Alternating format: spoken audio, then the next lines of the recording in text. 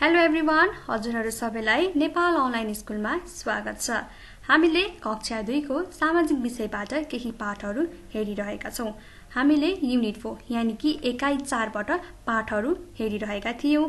हामीले एकाइ 4 को पाठ 1 हेरिसकेका छौं। पाठ 1 मा थियो म्युचुअल हेल्प यानी कि आपसी सहयोग।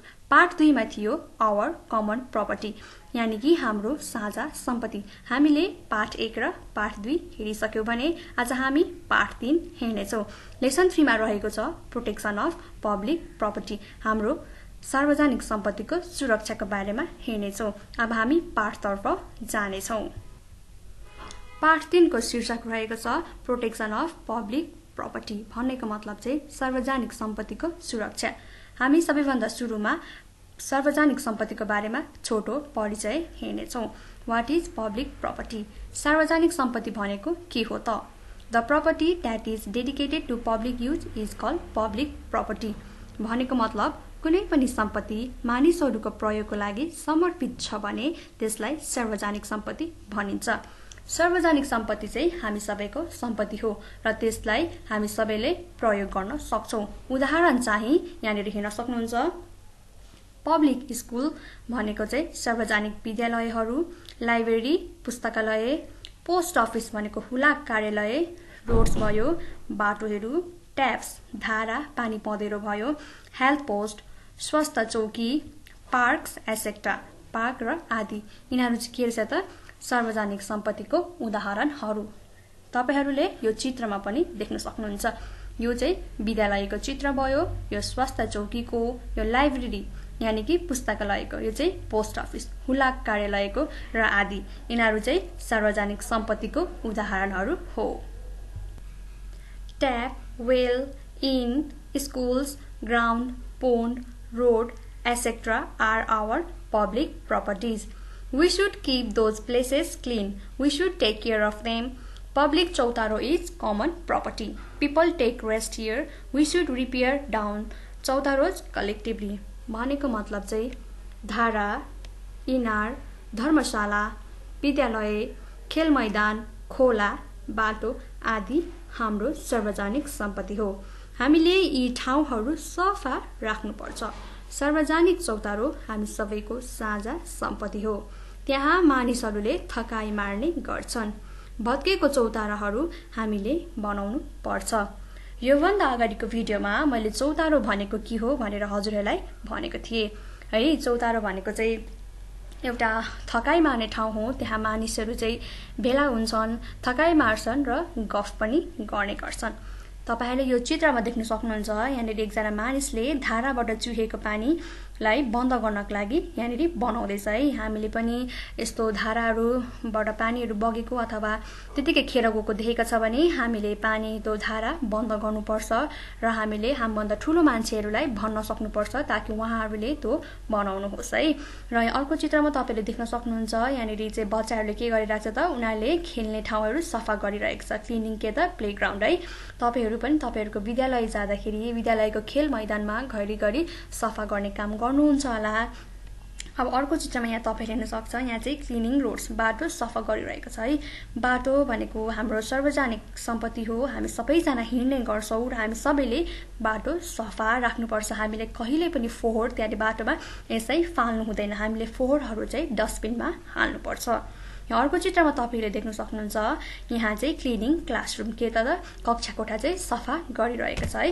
तपाईहरु पनि कतिचोटी विद्यालयमा आफ्नो कक्षा कोठाहरू टिचरले भन्नु भएर सफा गर्नुहुन्छ अर्थात तपाईहरुले आफै पनि सफा गर्नुहुन्छ है। कक्षा कोठा चाहिँ हामीले सफा राख्नुपर्छ किनकि त्यहाँ कक्षा कोठामा बसेर हामी पढ्छौं। फोहोर ठाउँमा बसेर पढ्दा हामीलाई रोगहरू लाग्न पनि सक्छ। त्यसैले हामीले चाहिँ कक्षा कोठाहरू भयो, रोड भयो, खेल मैदान भयो, सबै ठाउँ चाहिँ सफा गर्नुपर्छ। A bus makes us easier to go and come from places. Trucks carries heavy load easily. They are vehicles. They are means of transport. We should take care of them. यो भनेको चाहिँ के हो भन्दाखेरि चाहिँ है पहिलाको जमानामा हेर्ने हो भने चाहिँ पहिला यस्तो गाडीहरू हुँदैन थियो। मानिसहरू एउटा गाउँबाट अर्को गाउँ जानको लागि चाहिँ उनीहरू चाहिँ हिँडेर जानुपर्थ्यो है। हिँडेर जाँदाखेरि कति धेरै टाइम खर्च हुन्थ्यो, कति दिनमा उनीहरू बल्ल बल्ल पुग्थे है। तर आजकल चाहिँ के छ भन्दाखेरि चाहिँ आजकल चाहिँ गाडीले हामीलाई एउटा ठाउँदेखि अर्को ठाउँ जानु र आउनुमा धेरै सहज गराइदिएको छ है। ट्रकले धेरै र गह्रौँ सामानहरू सजिलै बोक्न सक्छ, उनीहरू सामान ओसार्नमा प्रयोग हुन्छ है। गाडीहरू चाहिँ के भयो त मान्छे ओसार्न पनि भयो र सामान ओसार्न पनि प्रयोग हुन्छ। हामीले सवारी साधनको ख्याल राख्नुपर्छ है। हामीले चाहिँ सवारी साधनको ख्याल राख्नुपर्छ। सवारी साधनहरू भएन भने हामीलाई धेरै असहज हुन्छ। एउटा ठाउँबाट अर्को ठाउँ जानु पनि हिँडेर जानुपर्छ है। पहिलाको मान्छेहरू त हिँडेर जान पनि सक्छन्, तर अहिलेकोहरू त्यति धेरै हिँड्दैनन्। उनीहरू के गर्छन् त सवारी साधन नै धेरै प्रयोग गर्ने गर्छन्। यो चित्रमा हेर्नुहोस् है, यहाँनिर के को चित्र छ त? यो बसको चित्र छ है। तपाईहरुले त बस देख्नु नै भएको छ होला। आजकल त शहर होस् या गाउँघरमा पनि प्राय जसो बसहरू पुग्ने गर्छन् है। बसमा एउटा ठाउँदेखिको अर्को ठाउँमा मानिसहरू ओसार्ने काम गर्छ। अर्को चित्रमा देख्न सक्नुहुन्छ, यो चाहिँ के हो त? स्कुल बस है। तपाईहरु कतिजना स्कुल जाँदाखेरि बसमा जानुहुन्छ होला, कतिजना हिँडेर पनि जानुहुन्छ होला है। हो, यो चाहिँ के हो त? School bus. यसले के गर्छ त? विद्यार्थीहरूलाई ओसार्ने काम गर्छ। एक ठाउँदेखिको अर्को ठाउँ भन्नको मतलब विद्यालयदेखिको घर र घरदेखिको विद्यालय ल्याउने काम गर्छ। यो अर्को चित्र चाहिँ के को हो त? ट्रक हो। ट्रकले के गर्छ? धेरै सामान र गह्रुङ्गो सामानहरू ओसार्छ। हामीलाई कहिलेकाहीँ घरहरू सर्दा भयो, अथवा हामीलाई खानेकुराहरू फलफुलहरू ल्याउनको लागि, अथवा दाउराहरू जेसुकै भए पनि हामीलाई घरमा चाहिएको सामानहरू ल्याउनको लागि हामीले के गर्न सक्छौँ त? ट्रकको प्रयोग पनि गर्न सक्छौँ। यिनीहरू चाहिँ के हो त? यिनीहरू चाहिँ हाम्रो सार्वजनिक सम्पत्तिहरू हो। कसैको चाहिँ आफ्नै गाडी, आफ्नै बस, आफ्नै ट्रक पनि हुन सक्छ। तिनीहरू चाहिँ के हो त? Private property. त्यो चाहिँ उनीहरूको आफ्नै सम्पत्ति हो। Telephone makes us easier to talk to people from far and near. It saves our money and time. We should take care of it. In case we see someone cutting off the wire, we should report to the police. म तपाईहरुलाई टेलिफोनको बारेमा चाहिँ तल चित्र देखाएर बुझाउने छु। टेलिफोनको बुझ्नु भन्दा अगाडि चाहिँ हामी हुलाक कार्यालयको बारेमा हेरौँ है त। हुलाक कार्यालय भनेको चाहिँ post office. Post office is a public department where we can send and receive letter. हुलाक कार्यालय चाहिँ के हो त? सार्वजनिक विभाग हो, जहाँ हामी चाहिँ चिठी पठाउनु र पाउन पनि सक्छौँ है। हाम्रो छरछिमेकीहरूले अथवा साथीभाइहरूले हामीलाई चिठी लेख्छन्, अथवा हामीले हाम्रो साथीभाइ र छरछिमेकीलाई चिठी लेखेर पोस्ट अफिसमा दिन सक्छौँ है। पहिलाको जमानामा हेर्ने हो भने चाहिँ टेलिफोनको सुविधा नहुँदाखेरि मानिसहरूले एकअर्कासँग चिठी लेखेर चाहिँ कुराकानी गर्ने गर्थ्यो है। उनीहरूले एकअर्कालाई चिठी लेख्थ्यो र आफ्नो खबरहरू पनि सोध्थ्यो, अथवा एकअर्काको खबरहरू बुझ्ने गर्थ्यो है। चिठी चाहिँ एउटा ठाउँबाट अर्को ठाउँमा पुग्न चाहिँ धेरै समय लाग्थ्यो, किनकि त्यहाँ चिठी पुग्न, किनकि मानिसले चिठी लिएर जानु पर्थ्यो, त्यहीबाट धेरै समय लाग्थ्यो। तर आजकल चाहिँ के छ भन्दाखेरि चाहिँ आजकल चाहिँ टेलिफोनको सुविधा छ। टेलिफोन भएर चाहिँ आजकल धेरै कामहरू सहज भएको छ है। टेलिफोनले हामीलाई टाढा र नजिक भएको मानिसहरूसँग कुराकानी गर्न सजिलो बनाइदिन्छ है। हामीले एउटा देशबाट अर्को देशमा भएको मानिसहरूसँग पनि टेलिफोनबाट कुरा गर्न सक्छौँ है। टेलिफोनले हाम्रो पैसा र समय पनि जोगाउँछ है। हाम्रो पैसा र समय पनि टेलिफोनले जोगाइदिन्छ। अनि चिठी लेख्दाखेरि चाहिँ हैन, एउटा ठाउँबाट अथवा एउटा देशबाट अर्को देश पुग्नलाई धेरै समय लाग्थ्यो भने चाहिँ टेलिफोनबाट चाहिँ लाग्दैन। एकै मिनेटमा है, एकछिनमै कल लाग्छ। एउटा ठाउँबाट अर्को ठाउँ अथवा एउटा देशबाट अर्को देशको मान्छेलाई हामी कुराकानी गर्न सक्छौँ। यदि कसैले टेलिफोनको तार काटेको देख्यो भने हामीले पुलिसलाई खबर गर्नुपर्छ है। हामीले त्यस्तो फटा काम गरेको मानिसहरू देख्यो भने चाहिँ हामीले पुलिसलाई खबर गर्नुपर्छ, किनकि टेलिफोन हाम्रो सार्वजनिक सम्पत्ति हो है। त्यसैले हामीले नै यहाँको ख्याल राख्नुपर्छ। यो सुरुको चित्रमा तपाईहरुले देख्न सक्नुहुन्छ, यो चाहिँ टेलिफोन बक्स हो। हाम्रो देश नेपालमा चाहिँ यस्तो बक्स छैन है। प्राय इन्डियातिर भयो र बाहिर देशहरुतिर है यस्तो टेलिफोन बक्सहरु हुन्छ। यहाँ चाहिँ टेलिफोनको सुविधा हुन्छ। यहाँ भित्र तपाईहरुले देख्न सक्नुहुन्छ, यहाँ चाहिँ टेलिफोन छ है। यहाँ चाहिँ कोइन हालेर हामीले ढकी पैसाहरु हालेर चाहिँ फोन गर्न सक्छौं।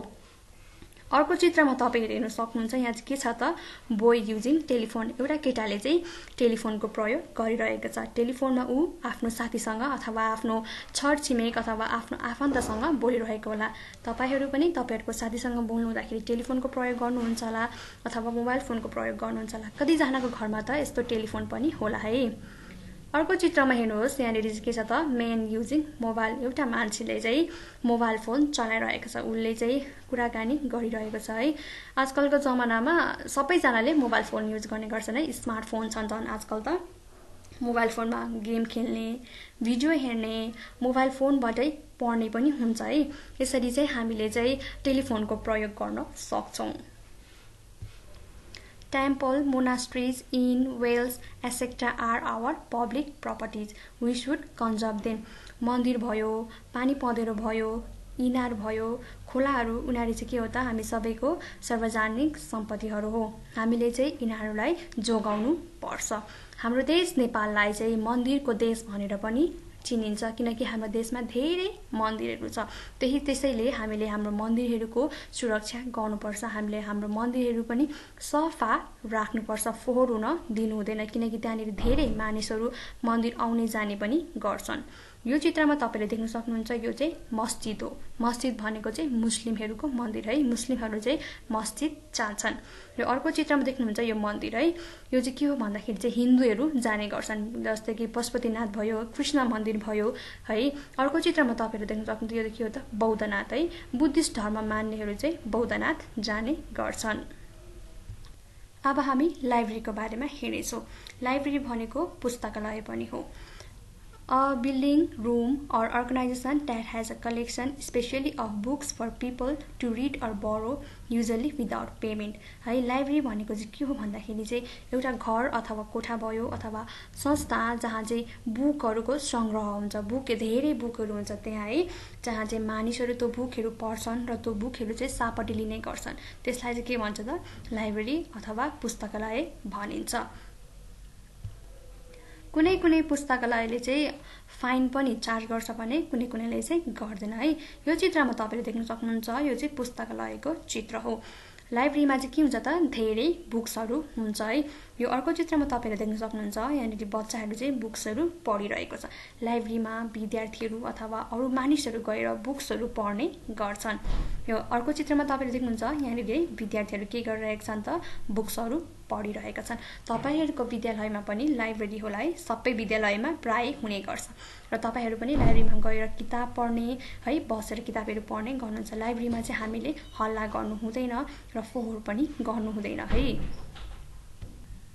अब हामी समरी हेर्नेछौं यानी कि आज हामीले यो पाठमा के पढ्यौ त भनेर हेर्नेछौं सुरुमा रहेको छ what is public property and how can we protect them आज हामीले सार्वजनिक सम्पत्ति भनेको के हो र त्यसलाई हामीले कसरी सुरक्षित गर्न सक्छौं भनेर पनि हेर्यौ कसरी सुरक्षित गर्न सक्छौं त हामीले त्यसको ख्याल राखेर हानि पुर्याएको छ भने पुलिसलाई खबर गरेर है भत्केको ठाउँहरु बनाएर है त्यसरी चाहिँ अनि सार्वजनिक सम्पत्तिलाई चाहिँ हामीले सार्वजनिक सम्पत्ति भएको ठाउँहरुलाई चाहिँ सफा राखेर हामीले तिनीहरुको सुरक्षा गर्न सक्छौं हामीले उदाहरणहरु पनि हेर्यौ उदाहरणमा के हेर्यौ त पब्लिक लाइब्रेरी पुस्तकालयको बारेमा हेर्यौ टेम्पल्स मन्दिरहरुको बारेमा हेर्यौ विद्यालयको बारेमा पनि हेर्यौ पोस्ट अफिस हुला कार्यालयको बारेमा पनि हेर्यौ रोड्स यानी कि बाटोहरुको बारेमा पनि हेर्यौ है यिनीहरु चाहिँ सार्वजनिक सम्पत्तिहरुको के हो त उदाहरणहरु हो आजको भिडियो म यति नै राख्दछु आशा गर्दछु हजुरहरुले हाम्रो सार्वजनिक सम्पत्ति के हो र हामीले कसरी त्यसको सुरक्षा गर्नुपर्छ